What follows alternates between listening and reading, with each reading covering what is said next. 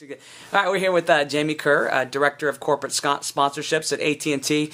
We just got done listening to a few of your presentations, and in one of them, you talked about the reason why sponsors like to attach themselves to sport organizations and sport entities. Could you talk a little bit about that? Sure. With our sponsorships, what we really want to do is connect with people at their passion points. And passion points are across the board.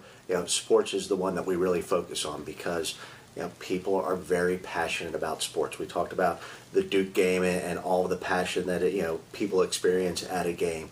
And collegiately, that is one of the big ones that we look at as well because people really have an affinity for their alma mater and being able to come back from an annual basis and a much longer period of time. I'm personally from Philadelphia, and I have become from an Eagles fan to a Falcons fan.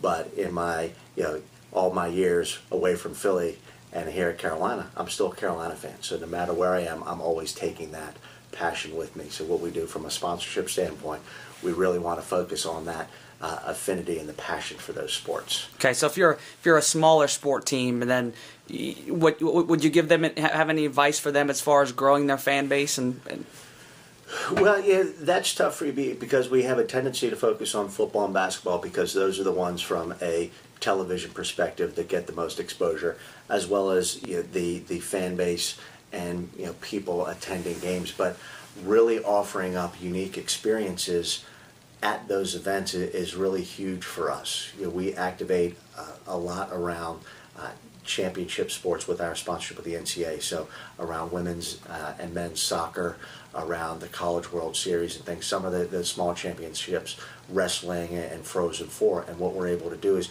you get better access to behind the scenes tours, interaction with the student athletes, things like that, that you might not be able to get with one of the bigger sports. That's what I would recommend, is really trying to tie into your fan base there and really understanding what the fan base is.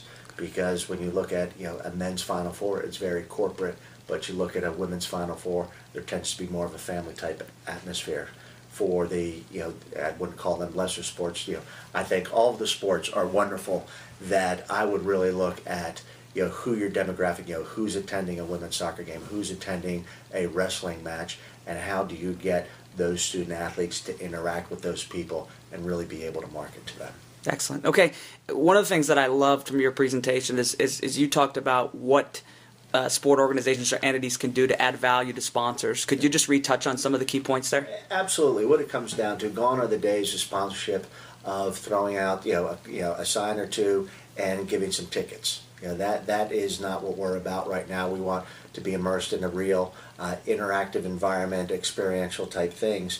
And what I'm always impressed with is the organizations that come to us that understand what our business is and are able to market specifically to us, understanding our goals and objectives, what we're trying to do with the sponsorship, what our product is, and being able to come to us and really tie into that marketing belief and that strategy and offering up unique things rather than just throwing out something that's generic.